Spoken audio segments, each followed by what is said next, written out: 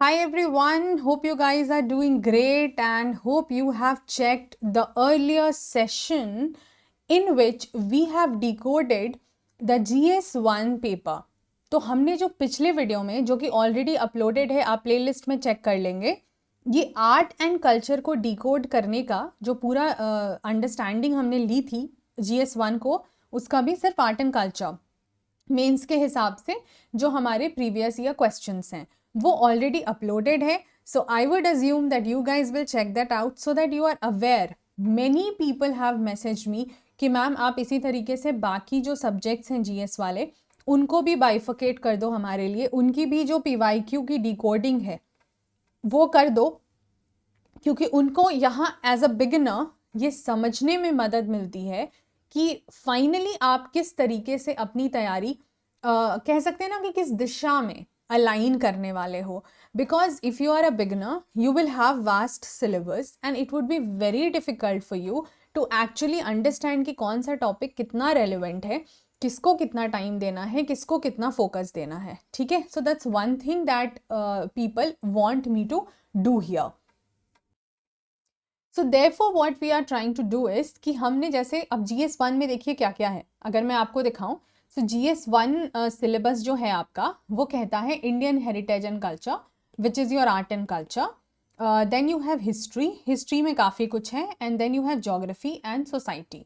ये 4 broader segment हैं. ठीक है, तो जो हेरिटेज एंड कल्चर वाला है उसका सिलेबस डिटेल कहता है Indian culture will cover the salient aspects of art forms, literature and architecture from ancient to modern times. तो ये हम कर चुके हैं, इसलिए मैंने मार्क कर दिया. ये वाली वीडियो ऑलरेडी प्लेलिस्ट में है. कहाँ के प्लेलिस्ट में? आप पाथ फाइंडर का जो यूट्यूब चैनल है वहाँ जाएंगे, आप प्लेलिस्ट चेक करेंगे, PYQ से रिलेटेड एक मेंस की प्लेलिस्ट होगी, उसमें ये किया हुआ है. उसी का सेकेंड वर्जन हम लेकर आएंगे which will be on decoding GS1 modern Indian history now this time. ठीक है, अब पहले लेकिन उसके लिए आधा मिनट का समय निकाल के हम थोड़ा सिलेबस को समझते हैं. अब देखो सिलेबस कल्चर वाला तो ये है, उसके बाद सिलेबस क्या कहता है मॉडर्न इंडियन हिस्ट्री में. ये 2 पॉइंटर्स कहता है. पहला पॉइंट कहता है modern Indian history from about middle of 18th century.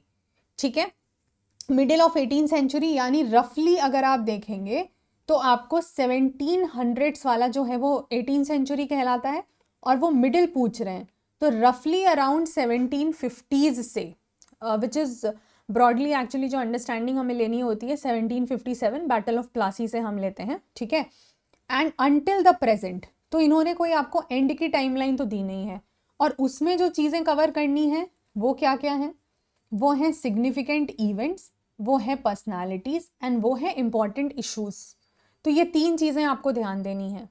अब अगला जो कहता है वो है freedom struggle, various stages and important contributors or contributions from different parts of the country. तो ये 2 मॉडर्न इंडियन हिस्ट्री में करेंगे, ये पोस्ट इंडिपेंडेंस है और ये वर्ल्ड हिस्ट्री है, तो ये अलग सेगमेंट में जाएगा. ठीक है, और अब इनकी रेलेवेंस धीरे धीरे थोड़ा कम भी होती दिख रही है. मैंने आपको पिछले वाले लेक्चर में आप देखना, मैंने आपको टॉपिक के हिसाब से ना, मतलब सब्जेक्ट के हिसाब से मार्किंग स्कीम भी बताई हुई थी, तो वो आप वहाँ से देख लेना, वो सारे का बता दिया था. So that's applicable. अब हम देखते हैं इन दोनों सेगमेंट के मिला के जो क्वेश्चंस आए हैं. ठीक है, एक एक करके मैं आपको ईयर बाय ईयर लेके चलूंगी. जैसे मान लो ये 2022, हम 2022 से रिवर्स करेंगे. 2023 का पेपर अभी तक हुआ नहीं है तो हम 2022 से रिवर्स करेंगे, और हम समझने की कोशिश करेंगे कि इन्होंने किस थीम पे क्वेश्चन पूछा है. तो आप जब आगे प्रिपेयर करोगे तो you will have to bifurcate into theme wise based on the previous year question. अभी मैं 2-4 सैम्पल दिखाती हूँ, you will have a very clear understanding कि हम करने क्या वाले हैं. Meanwhile I will also inform you about, क्योंकि हमारी ये बैचेस जो हैं वो स्टार्ट हो रही हैं और बच्चे क्वेरी डालते हैं कि मैम क्या है डिटेल बैचेस की. तो मैं आपको क्विकली समझा दूँ. जैसे हम जो NCERT फाउंडेशन बैच लेकर आ रहे हैं जहाँ पर 6 to 12 क्लास की पूरी कवरेज होगी, ये आपकी फैकल्टीज़ हैं. I will be taking history and geography in the session. Then you will have doubt clearing and it will be a bilingual Hindi and English, and then notes will be provided in English. 7th of August से batch शुरू होगा 10:30 से. Price है 4999. अगर आपको इस price पे भी डिस्काउंट चाहिए तो आप अर्पिता कोड यूज़ कर लो. तो ये एक बैच है जो सिर्फ एनसीईआरटी को केटर करता है। काफ़ी डिटेल कवरेज की जाएगी। हम समझने की कोशिश करेंगे कि how do we read between the lines, ठीक है, रीडिंग बिटवीन द लाइंस हमें देखना है कि हमको वो समझ में आ जाए।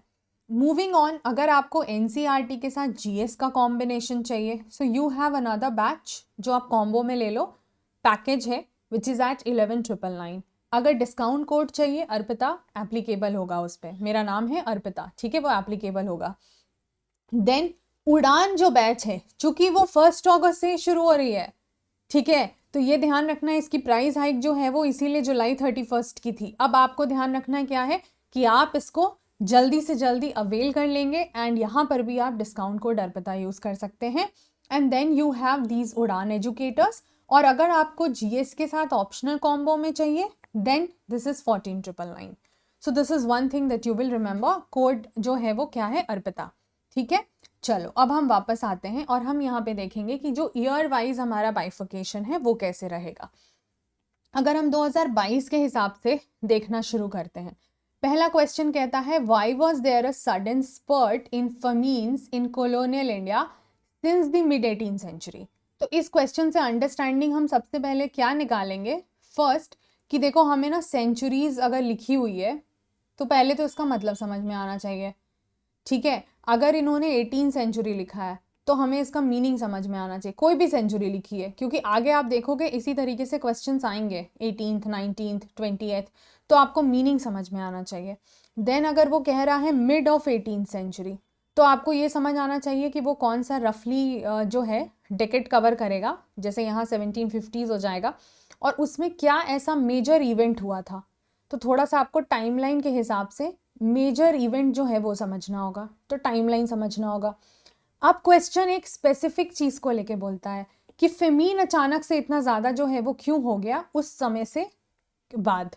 तो हम इसमें अब ये समझ रहे हैं कि इस तरह के क्वेश्चन के लिए आगे भी ये किसी भी पीरियड के लिए आ सकता है कि हमें सोशियो कंडीशन, यानी जो सोशल कंडीशंस हैं, जो इकोनॉमिक कंडीशंस हैं, जो पॉलिटिकल कंडीशंस हैं, उन सब को साथ लेके चलना, इन सब की जानकारी, ब्रिटिश के क्या इम्पैक्ट हो रहे थे, ये सब लेके चलना है। तो अगर मुझे इसको बाइफिकेट करना है तो व्हाट विल आई डू। अभी देखो सिलेबस पे आते हैं, सिलेबस क्या कह रहा है। अभी तक हम फ्रीडम पे तो पहुंचे नहीं है, ये वाला टॉपिक फ्रीडम से नहीं रिलेटेड है, तो हम फर्स्ट वाले में इसको कैटेगराइज कर रहे हैं from the middle till the present, ठीक है। अब इसमें देखो क्या बोल रहा है, इवेंट्स, पर्सनालिटीज एंड इश्यूज। तो हम इसको कौन से कैटेगरी में डालेंगे, हम इसको इश्यूज में डालेंगे, ठीक है, ठीक है। इवेंट्स आपको प्रिपेयर करना है हर इंपॉर्टेंट उसका जो भी समय के साथ हो, बट यहाँ पे ये क्या है, ये एक इशू है, तो आप इसको इश्यूज वाले में डाल दोगे ताकि अब आपके पास एक लिस्ट बनी रहे, ठीक है। आप इसको ईयर, मैंने पिछले वीडियो में आर्ट एंड कल्चर वाले में समझाया था कि one way of doing it that you are doing it year wise, backward जाओगे कि 22 में ये पूछा, ये पूछा, ये पूछा, फिर 20 में ये पूछा, 19 में ये पूछा, बीच में 21 में ये पूछा हुआ था, तो उससे हमें ये भी पता लगता है कि अच्छा ठीक है ईयर वाइज कितना मार्जिन जा रहा है मार्क्स को लेकर के। और दूसरी चीज़ क्या होती है कि हम इश्यूज थीम वाइज समझने की कोशिश करते हैं। तो अब हमने इश्यूज में, मान लो अगर हम थीम वाइज बनाएंगे तो हम इश्यूज में ऐसे करके लिखेंगे, 2022 में क्या पूछा, फेमीन कंडीशन के बारे में, और मान लो हमने टाइम लिख दिया मिड 18th। हमें सिर्फ कोड वर्ड्स लिखना है, हमें क्वेश्चन नहीं कॉपी करना है, हमें कोड वर्ड से अपनी लिस्ट बनानी है। और ये एक्सरसाइज अगर आपने सारे जीएस के सब्जेक्ट्स के लिए कर लिया then you are very sorted for the coming few months कि आपको किस लाइन पे तैयारी करनी है। आपका काम बहुत बच जाएगा, समय एक बार समय लगेगा शुरू में, and then you will have those things sorted, ठीक है। फिर वो क्या कहता है कि अच्छा क्यों ऐसा हुआ, गिव रीजंस। तो अगर हम बैकग्राउंड स्थिति समझ रहे हैं तो हम एनालाइज करके रीजन दे पाएंगे।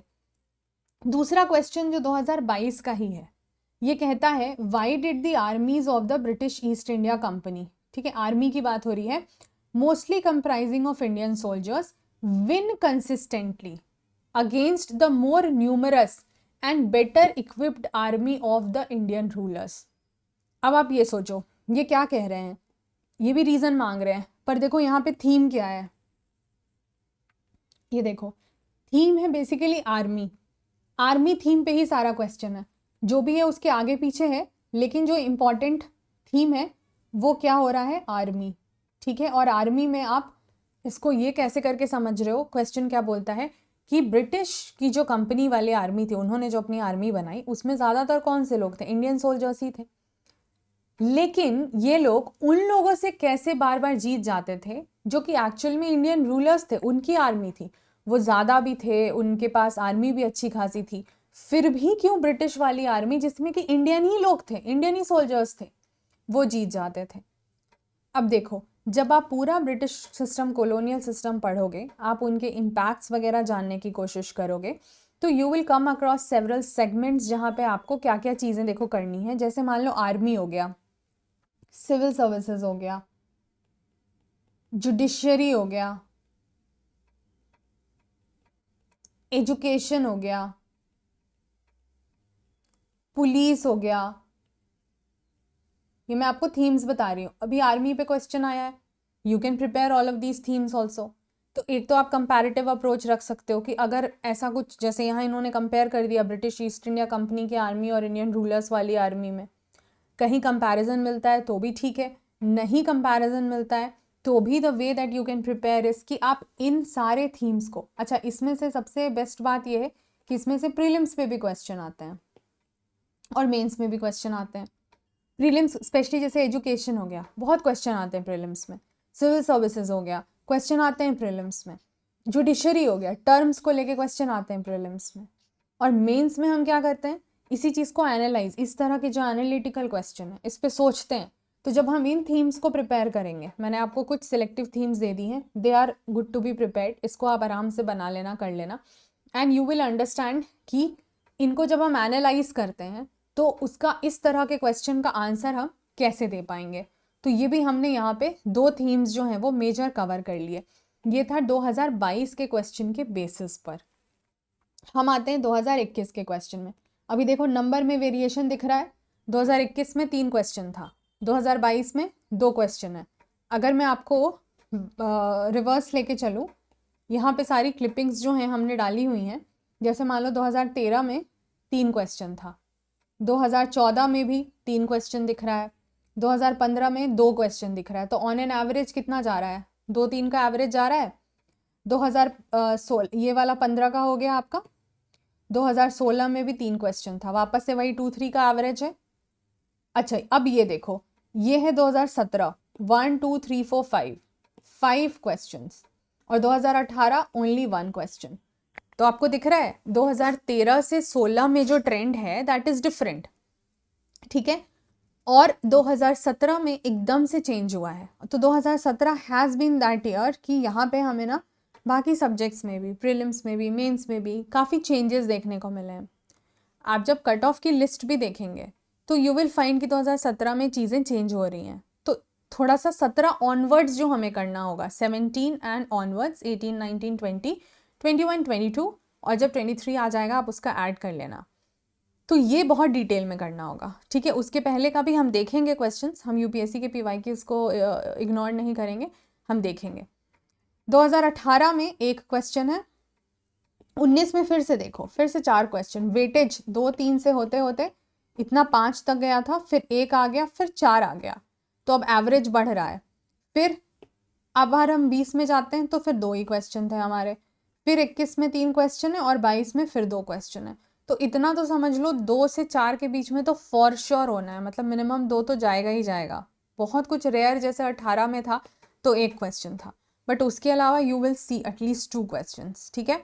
तो by this logic you will prepare that, ये आप ध्यान रख के पढ़ाई कर लोगे।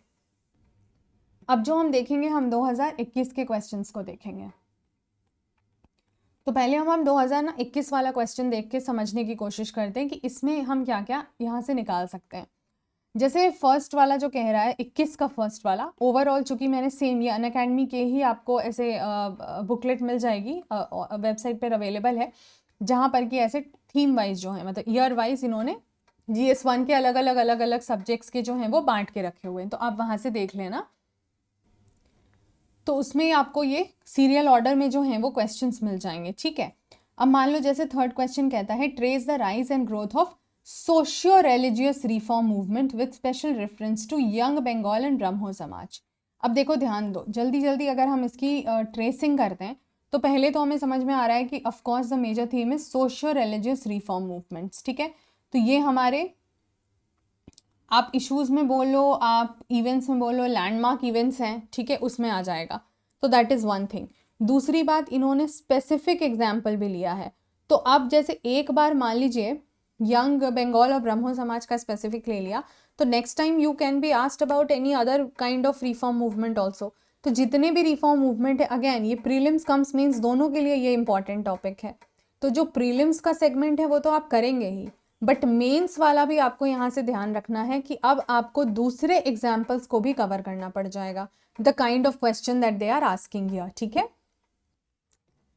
फर्दर हम मूव करते हैं नेक्स्ट क्वेश्चन की तरफ, जो कहता है to what extent did the role of the moderates prepare a base for the wider freedom movement. अब देखो सिलेबस पे जाएंगे तो अब आपको समझ आ रहा है हम फ्रीडम स्ट्रगल पे पहुंच चुके हैं, जहां उन्होंने बोला कि स्टेजेस और कंट्रीब्यूटर और कंट्रीब्यूशन सब इम्पॉर्टेंट है।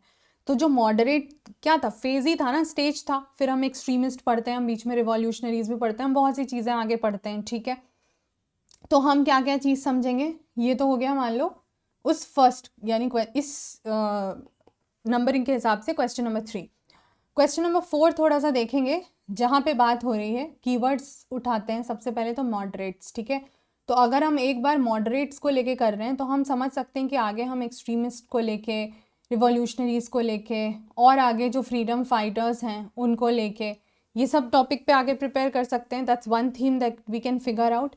Then they are telling about the base for the wider freedom movement. तो वो आपसे फ्रीडम मूवमेंट की बात करा रहे हैं, इसका मतलब उसके जो भी अलग अलग स्टेजेस या फेजेस हैं उसको डिटेल में करना है। और फिर ये आपको देखो एनालाइज करने कह रहे हैं कि इनका रोल किस हद तक उसको बेस देता है। तो आपको ये भी समझना पड़ेगा कि उनका रोल कितना रेलेवेंट था या नहीं था। आपके जो भी आप एनालाइज करोगे, आप डेफिनेटली हिस्टोरिकल इनपुट्स दोगे उसमें, that should not be a biased opinion कि आपको क्या लग रहा है। आपकी बैकिंग हमेशा हिस्टोरिकल होनी चाहिए। आप अच्छे किताबें पढ़ रहे हो अगर, तो आपको हिस्टोरिकल बैकिंग मिल जाएगी। So in that context you will understand कि you will give point in support of the argument that you will be making, but at the same time थोड़ा सा आपका हमेशा एक काउंटर पर्सपेक्टिव भी आपको आंसर में देना होता है, सो that you have a balanced approach. तो उसको कितना रखोगे वो आपको यहाँ से सीखना होगा, ठीक है। Similarly you will prepare it for all the other groupings also, all the other phases also, and उन सब का कितना रोल रहा या नहीं रहा, दोनों पे थोड़ा थोड़ा राइट अप आपको तैयार रखना है। अगला कहता है bring out the constructive programmes of Mahatma Gandhi during non cooperation movement and civil disobedience. अब देखो यहाँ से थीम क्या क्या निकलती है, यहाँ से देखो बहुत सारी थीम निकलेगी, ठीक है। जो नंबर 5 है, सबसे पहले तो आखिर ये कंस्ट्रक्टिव प्रोग्राम क्या होता है, और कंस्ट्रक्टिव है तो क्या इसके जैसा कुछ और भी होता था या उसका कुछ उल्टा कुछ और भी होता था, क्या होता था वो आप पढ़ोगे, ठीक है। देन एज अ पर्सनालिटी आपको पता है कि आपको किसका नाम लिया गया, महात्मा गांधी। सिलेबस पे आएंगे, देखो दिया हुआ है ना कंट्रीब्यूटर्स, यहाँ भी ओवरऑल इस फेज के लिए भी पर्सनालिटीज। तो पर्सनालिटी ऑलरेडी एक थीम तो है ही, तो ये हम समझ रहे हैं कि पर्सनालिटी या कंट्रीब्यूटर एज अ थीम हमको करना ही है। अभी महात्मा गांधी से क्वेश्चन है, आगे और हो जाएगा। और अब जब आप इस तरह से लिस्ट वाली चीज़ें बनाओगे, मान लो आपने लिख दिया पर्सनालिटी, फिर आपने लिख दिया महात्मा गांधी, आपने लिख दिया ईयर 2021, ठीक है। अब एक बार जल्दी से क्विक अगर आगे देखो यहाँ पर एक और पर्सनालिटी है, लॉर्ड कर्जन। चाहे वो ब्रिटिशर है, ठीक है, लेकिन हमें तो पर्सनालिटी करना है ना, हमें तो ओवरऑल नेशनल मूवमेंट से रिलेट करना है। तो whatever is the case we have to relate, ठीक है। तो भी पर्सनालिटी में आएंगे। अब आगे और बढ़े, अभी आप देखो यहाँ तो चलो रिवोल्ट है, मैं आऊँगी इन सब पे अभी डिटेल में भी, I will come, but I just wanted to show you something. अभी देखिए फिर से गांधीयन फेज की बात हो रही है, ठीक है। उसके अलावा देखो फिर से महात्मा गांधी पे सवाल है इंडिपेंडेंटली। उसके अलावा और आगे हम बढ़ेंगे तो आपको दिखेगा कि यहाँ पे they have also talked about Subhash Chandra Bose and Mahatma Gandhi. आपको पर्सनालिटी दिख रहा है, यहाँ फिर से गांधीयन फेज में रोल की बात हो रही है। कितने रिपीटेड तरीके से क्वेश्चन उभर रहे हैं, फिर से महात्मा गांधी पे क्वेश्चन है, ठीक है। उसके बाद फिर से देखोगे तो यहाँ पर तो खैर बैटल पे क्वेश्चन है, और यहाँ पे देखो फिर से लॉर्ड डलहौजी पे क्वेश्चन है। तो अब आपको समझ में आ रहा है कि अगर आपने पर्सनालिटी का वो सब हेडिंग बनाया है तो आपको कितने सारे एग्जाम्पल्स मिल रहे हैं, ठीक है। अगर आपने ये बनाया है तो you will have all those examples and side में आप ईयर लिखते जाओ। तो आपके पास वो एक ऐसी लिस्ट तैयार होगी कि what are the broader areas that you would be focusing more. करना आपको तभी सब भी है, but still you will understand कि what are the core areas that you would have to focus more, ठीक है। चलो अब हम देखते हैं यहाँ पे कि कंस्ट्रक्टिव प्रोग्राम हमने लिख लिया, महात्मा गांधी पर्सनालिटी अंदर में आ गए। जो मूवमेंट्स बात हो रही है, क्योंकि फ्रीडम स्ट्रगल में हम वो स्टेजेस है ना, सिलेबस क्या कह रहा है, फ्रीडम स्ट्रगल में स्टेजेस एंड कंट्रीब्यूटर और कंट्रीब्यूशन। तो जो स्टेजेस हैं यहाँ से अगर हम देखेंगे फ्रीडम स्ट्रगल वाले, तो हम समझ रहे हैं कि जैसे अब नॉन कॉपरेशन मूवमेंट है, सिविल डिसोबीडियंस मूवमेंट है, कुछ इंपॉर्टेंट मूवमेंट्स है। आगे बढ़ोगे क्विट इंडिया सुनने को आएगा। तो ये इंपॉर्टेंस ऑफ मूवमेंट्स क्या था, इसमें एक्चुअली क्या हुआ था, एंड डेफिनेटली फिर हम रिलेट सारा कर देंगे कि इनके क्या प्रोग्राम्स थे जो वहाँ से रिलेट हुए। तो ऐसे करके आपकी लिस्ट बनेगी। क्वेश्चन एक होगा लेकिन उसकी जो लिस्ट बनेगी वो बहुत सारे पॉइंटर्स की बनेगी, ठीक है। चलो, सो होल आइडिया जो है ना हमारा वो सिर्फ यही है कि इन क्वेश्चंस को हम यूज़ कैसे कर सकते हैं आगे तैयारी के लिए। Our idea is not only just to see the question and see कि अच्छा चलो मेरे को बस आंसर किसी तरह पहुंच जाना है। आंसर तो पहुंच ही जाओगे, but the whole idea also is to know कि कैसे प्रिपेयर करना है, ताकि इन्हीं क्वेश्चन के बेसिस पे, क्योंकि देखिए यूपीएससी का जो स्टैंडर्ड है वो और कोई भी मैच नहीं कर सकता। कोई भी जो आपको मिलेगा वो बेस्ट पॉसिबल अपनी तरफ से चीज़ें मिल सकती हैं, और वहाँ से आपको ये ज़रूर मिल जाएगा कि अच्छा ठीक है मेरे को इस लाइन पे अप्रोच करना है, इस लाइन पे चलना है, and then I have to like you know कह सकते हैं कि मेरा टाइम मैनेजमेंट अच्छा हो जाएगा, मेरी राइटिंग प्रैक्टिस अच्छी हो जाएगी, स्पीड अच्छी हो जाएगी अगर आप मॉक्स वगैरह दे रहे हो, तो that can make sense to you. But at the same time, if you have to meet the standard of UPSC, you need to get back to the previous year questions.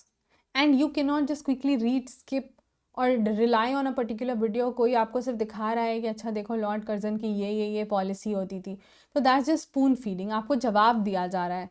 No, you have to find the answers to the question. थोड़ा सा मेहनत ज़्यादा होता है, but अगर हम result के हिसाब से समझें तो अगर हमें उस जगह पे पहुंचना है और अगर कुछ एक्स्ट्रा ऑर्डिनरी चीज़ करनी है तो हमें मेहनत ज़्यादा करनी पड़ेगी as compared to other people, ठीक है।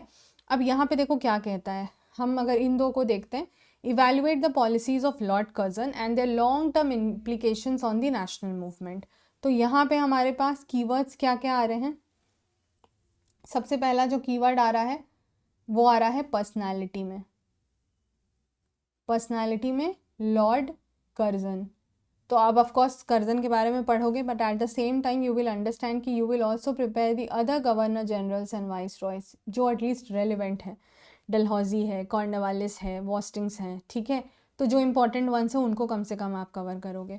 उसके अलावा सेकेंड चीज़ हो रही है कि आखिर पॉलिसीज़ इनकी क्या थी, तो हम सबके थोड़े थोड़े पॉलिसीज़ के बारे में जानेंगे, द फैक्चुअल डिटेल्स की क्या थी basically, what it was all about, लेकिन एट द सेम टाइम उसका इम्प्लीकेशन भी जानेंगे। तो ये हम सबके लिए छोटा छोटा सेगमेंट प्रिपेयर करके रखेंगे। अब ये कह रहा है लॉन्ग टर्म इम्प्लीकेशन, देखो समझो, तो जब ये लॉन्ग टर्म की बात कर रहा है तो हमें पता है हम इम्प्लीकेशन में लॉन्ग टर्म और शॉर्ट टर्म दोनों देख लेंगे कि कुछ इमीडिएट इम्पैक्ट भी दिखा क्या, और नहीं दिखा तो लॉन्ग टर्म तो हमें समझना ही है क्योंकि पूरे नेशनल मूवमेंट के फेज में पढ़ना है। तो फिर ये कह रहा है इनका implication on the national movement.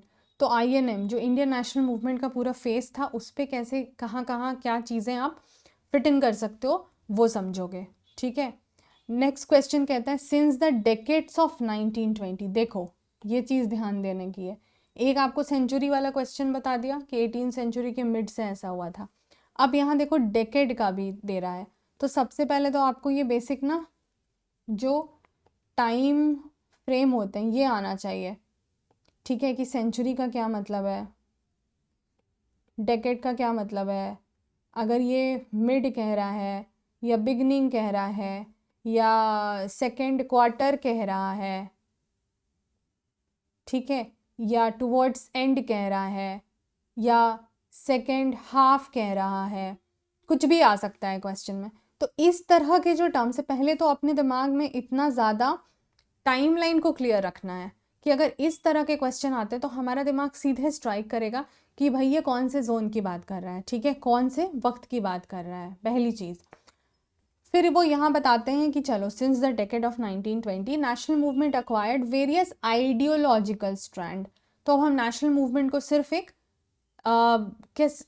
एक क्रोनोलॉजिकल स्टेजेस के हिसाब से नहीं करेंगे कि अच्छा ये हुआ, ये मूवमेंट आया, ये हुआ, इसमें ऐसा हुआ, ऐसा हुआ, वो सब तो ठीक है, बट आइडियोलॉजिकली क्या चीज़। तो जब हम पढ़ेंगे, अब हम किताब पढ़ रहे होंगे ना, तो हम सिर्फ कहानी की तरह ऐसे पन्ने नहीं पलटेंगे, we would also look back and we would sit, we would look back to the exact point that they are asking, we would give it time, we would give it a thought and thereby expand its social base, और हमने उसको फिर social उससे relate कर लिया। So these are 2-3 things that you would have to correlate, and once you have understood this entire process, this you will repeat। ये एक ही बार समझने में मेहनत लगती है, this need not be repeated time and again। इसीलिए मैंने बोला कि अगर आप ये बैचेस के बारे में भी समझोगे ना, जहाँ हम डिटेल में चीज़ें कवर करेंगे, तो आपको भी समझ आएगा। जैसे मान लो अगर एनसीईआरटी यूज़ कर रहे हो, ठीक है, तो एनसीईआरटी का क्या रोल होता है जो कि आप प्रीलिम्स या मेंस के लिए यूज़ कर सकते हो, आप इसमें से क्या पॉइंटर्स उठाओगे। तो ये जो एनसीईआरटी बैच है, जैसे 7 अगस्त से शुरू हो रही है, ठीक है, प्राइस 4999 है, आप डिस्काउंट कोड अर्पिता यूज़ कर सकते हो। तो आपको इससे हेल्प हो जाएगा कि क्या उठाना है प्रीलिम्स के लिए और क्या उठाना है मेंस के लिए, और क्या बिल्कुल नहीं यूज़ करना है। एनसीईआरटी में हर लाइन नहीं पढ़ने की होती है, या हर चैप्टर या हर किताब नहीं पढ़ना है हर सब्जेक्ट का। तो कौन कौन सा ज़रूरी है, क्या है, कितना लाइन पढ़ के क्या निकल के आएगा, ये आपको वहाँ मदद मिल जाएगा, ठीक है। चलो, तो ये तो एक टाइम फ्रेम की बात हो गई। ये हमने 2020 के कुछ क्वेश्चंस देखे। थोड़े बहुत मैं आपको सैम्पल्स और दिखा दूँ ताकि आपको एक अंदाज़ लग जाए, एंड देन अकॉर्डिंगली आप अपनी लिस्ट फिर खुद भी बना सकते हो। Replicate this for all the other subjects also. मैंने वैसे आर्ट एंड कल्चर का करवा दिया है, मॉडर्न इंडियन हिस्ट्री अभी हो रहा है धीरे धीरे, और हम इसमें सेगमेंट्स, अगर आप लोगों को सीरीज़ पसंद आएगी तो हम ऐड करते जाएंगे, ठीक है। अब यहाँ कह रहा है 1857 uprising was the culmination of recurrent big and small local rebellions that had occurred in the preceding 100 years of British rule। अब देखो ध्यान से समझो, ये क्या कह रहा है। पहले तो ये बात कर रहा है 1857 अपराइजिंग की, ठीक है। फिर कह रहा है कल्मिनेशन ऑफ रिकरेंट रेबेलियंस, छोटे छोटे हो या बड़े बड़े हो। रिकरेंट मतलब बार बार अकर होने वाले, ठीक है, री अकरेंस से रिकरेंट बना। अब वो सारी चीज़ें जो कहाँ पर हुई, preceding 100 years of British rule. तो अब यही समझना है कि यानी अगर ये कहानी बता रहा है आपसे सवाल में 1857 का, और कह रहा है प्रिसीडिंग 100 ईयर्स, ठीक है, उसके पहले के 100 साल, तो आप कहाँ से बात करोगे, 1757 से रफली 1857 के बीच में।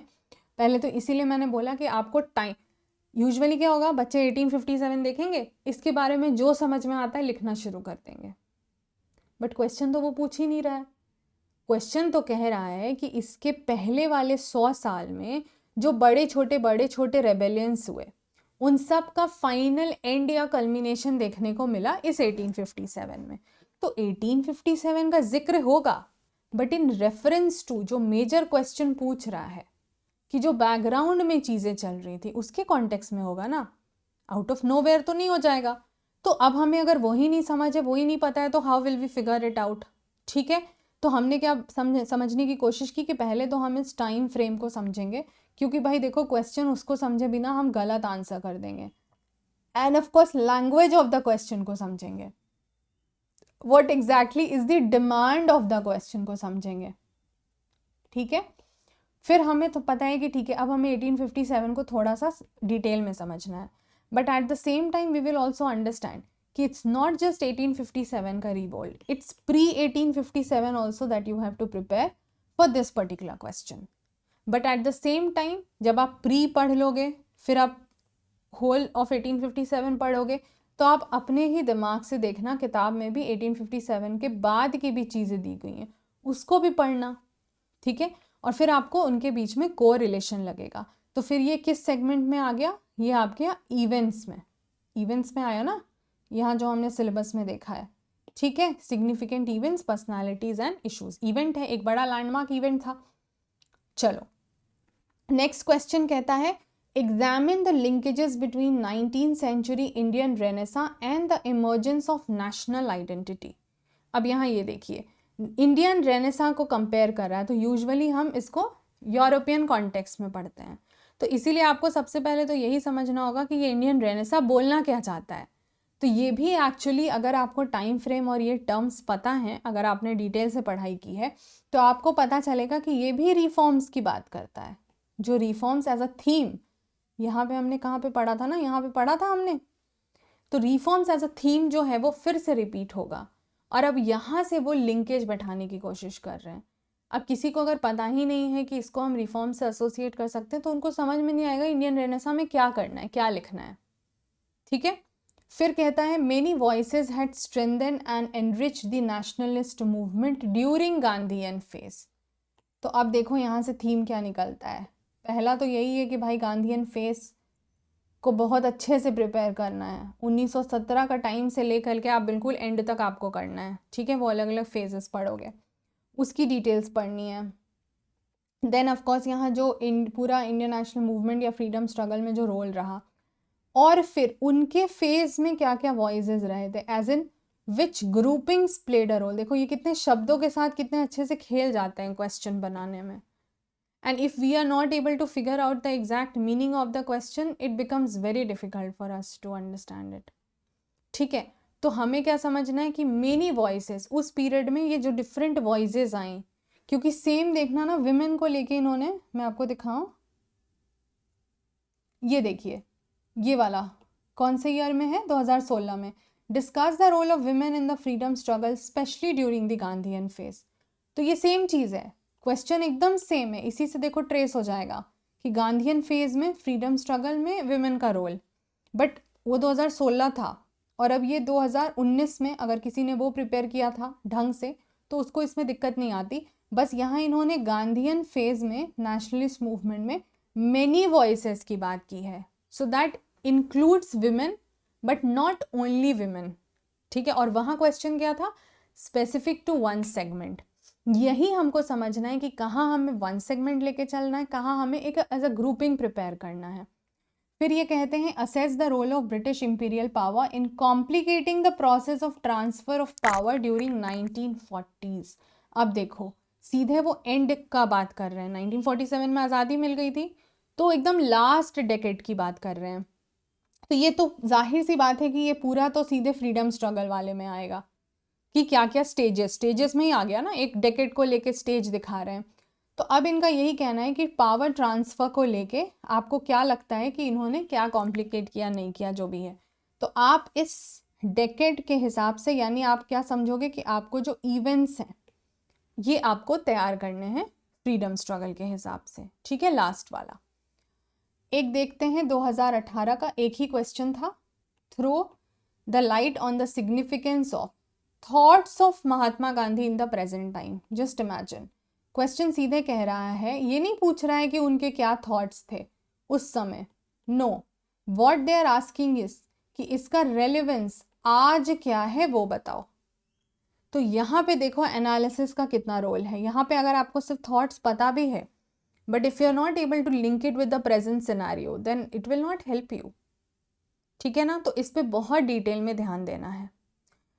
अब थोड़ा सा हम जल्दी से 2017 में ना, जैसा मैंने बोला कि ये थोड़ा चेंजिंग ईयर था, तो हम यहाँ तक करेंगे। आप इसके बाद के क्वेश्चंस 2016, 15, 14 और 13, ठीक है, आराम से देख के सेम पैटर्न पे थोड़ा सा एनालाइज करके अपने पॉइंटर्स बना सकते हैं। बट हम यहाँ पे 2017 देखेंगे, जहाँ ये कहता है how the mid 18th century India.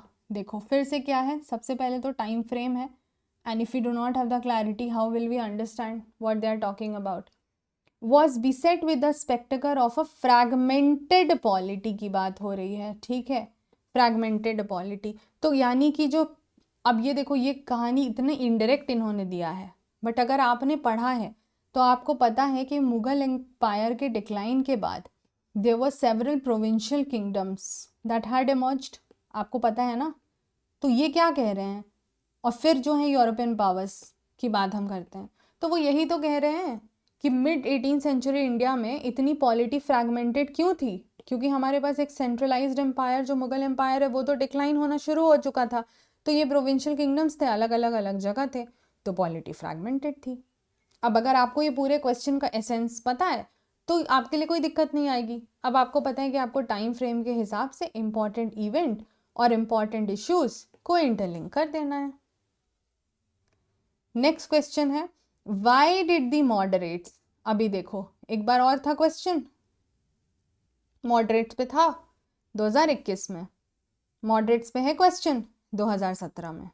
तो अब अगर हमने थीम वाइज तैयारी की होती तो हमें पता है सबसे पहले तो कि इनका रोल ओवरऑल हमें डिटेल में इसको लिंक कर करके पढ़ना है। और अब ये क्या कह रहे हैं कि ये क्यों फेल हो गए to carry conviction with the nation about their proclaimed ideology and political goals by the end of 19th century. देखो फिर से टाइम फ्रेम, आप मॉडरेट पे तो बाद में जवाब दोगे, पहले तो ये समझोगे ना कौन से टाइम फ्रेम का क्वेश्चन पूछ रहा है। तो it is asking you end of 19th century. So पहले तो आपको वो सेंचुरीज और एंड और बिगनिंग और मिड एकदम क्लियर चाहिए। फिर हम रोल ऑफ मॉडरेट्स करेंगे, हमने देखा है कि हाँ क्वेश्चन के हिसाब से ऐसी ट्रैकिंग होती है। और फिर ये कह रहे हैं कि आखिर क्यों ये उस चीज़ को इतने अच्छे तरीके से कैरी नहीं कर पाए जो इन्होंने सोचा हुआ था। तो ये तो एनालिटिकल क्वेश्चन है, you will have your own inputs in that. ठीक है, फिर कहता है examine how the decline of traditional artisanal industry in colonial India crippled the rural economy. तो बेसिकली यहाँ पर इकोनॉमिक इम्पैक्ट पे क्वेश्चन है। तो ये क्या हो जाएगा, ये भी सिग्निफिकेंट जो इवेंट्स होते हैं जहाँ हम ब्रिटिश के कॉलोनियल जो एक्शंस हैं ना उनके इम्पैक्ट्स की बात करते हैं। तो उसके बेसिस पे हमें इकोनॉमी, इंडस्ट्रियलाइजेशन, डी इंडस्ट्रियलाइजेशन और इस पे जानना है। अब फिर से देखो विमेन पे फिर से क्वेश्चन है, ठीक है, लेकिन इस बार क्या कह रहे हैं 19th सेंचुरी और रिफॉर्म मूवमेंट के हिसाब से कह रहे हैं और इश्यूज बताने कह रहे हैं। तो विमेन को अब हम क्या करेंगे, हर फेज में इंटीग्रेट करके पढ़ेंगे। गांधीयन फेज का अलग, रिफॉर्म मूवमेंट का अलग, प्री कॉलोनियल टाइम का अलग, ताकि हमारे पास इंटरलिंकेज हो। And then they are telling highlight the importance of the new objectives that got added to the vision of Indian independence since 20s of last century। फिर से आ गया वही, पहले तो लास्ट सेंचुरी समझेंगे तो उसके लिए अभी का सेंचुरी पता होना चाहिए, फिर हम लास्ट सेंचुरी समझेंगे, फिर हम उसमें 20s समझेंगे। तो अभी देखो क्या है, अभी है 21st सेंचुरी, तो इसका पुराना सेंचुरी क्या होगा 20th सेंचुरी, यानी 1900 वाला पीरियड। ठीक है, फिर उसमें क्या कह रहा है 20s ऑफ मतलब 1920s वाला जो पीरियड है। तो वहाँ हमें देखना है कि इंडियन इंडिपेंडेंस में क्या ऐसे नए ऑब्जेक्टिव्स या इंडियन इंडिपेंडेंस के विजन में क्या नए ऑब्जेक्टिव्स ऐड हुए, तभी तो हम लिंक कर पाएंगे ना कहानी। तो अब मान लीजिए हमने पूरी हिस्ट्री बहुत एकदम अच्छे तरीके से पढ़ ली and we are not clear with this time frames. अब हमें पूरी हिस्ट्री वैसे पता है पर यही नहीं पता है कि 1920s में ऐसा क्या हुआ था। तो कोई बता देगा अचानक से टाइम फ्रेम के साथ तो वी विल फील अरे ये तो हमें आता था, बट आप एग्जाम हॉल में हो and nobody will help you. तो इसीलिए ये जब आपको पता है, अभी तक हमने सिर्फ 17 से 22 के क्वेश्चंस देखे, कितने जगह पे सेंचुरी सेंचुरी सेंचुरी करके क्वेश्चन आया है। तो अब आपको ये खुद से थीम वाइज प्रिपेयर करके समझ होना चाहिए कि this is how it has to be done and prepared. ठीक है, एंड जो लर्नर्स जुड़ रहे हैं अभी लेट जुड़े हैं उनको मैं ये चीज़ बता दूँ, आप उड़ान बैच NCERT बैच को पहले देख लेंगे, फिर आप उड़ान बैच जो ऑलरेडी 1 अगस्त से स्टार्ट रही है आप उसका डिटेल्स देख सकते हैं, अभी मैं आपको दिखाऊंगी। और ये NCERT बैच में जो है वो हम ये 4 एजुकेटर्स मिलके करा रहे हैं, चूँकि ये 7 अगस्त से शुरू हो रहा है, आप टाइमली इसको अवेल कर सकते हैं। डिस्काउंट के लिए अर्पिता कोड यूज़ कर सकते हैं। अगर NCERT के साथ GS चाहिए तो 11,999 पे प्राइस होगा। अगर उड़ान बैच की बात करते हैं तो आप देखोगे कि इसमें जो ये फीचर्स हैं, ठीक है, 900 worth hour, mains, prelims, test series etcetera etcetera, वो आप ध्यान देंगे। एंड देन अगर ये उड़ान एजुकेटर्स आपको देखने हैं so this you will notice.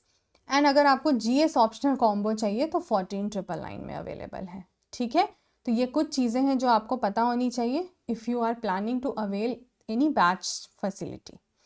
तो ये मैंने आपको कुछ सैम्पल्स दिखा दिए 2017 to 23, 13, 14, 15, 16 आप आराम से समय निकाल के आर्ट एंड कल्चर देख लेना और ये वाला देख लेना एंड इसी लॉजिक पे स्टार्ट बाइफर्केटिंग। ठीक है, धीरे धीरे मैं भी इन पे सैम्पल वीडियोस बना दूंगी and you will get those things. ठीक है, so I will take your leave now. आप जैसा रिस्पॉन्ड करोगे हम उसी हिसाब से सीरीज़ कंटिन्यू करेंगे। ज्योग्राफी सीरीज ऑलरेडी चल रही है, काफ़ी लेक्चर्स उसमें कवर हो गए हैं, so go and watch them, you will enjoy it thoroughly and you will have a great time doing those lectures. ठीक है, now I will see you guys in the next video and we will continue from the other papers discussion जो हम कुछ samples की मदद से समझ पाएंगे. So ठीक है, I will take your leave now. Bye bye, take care.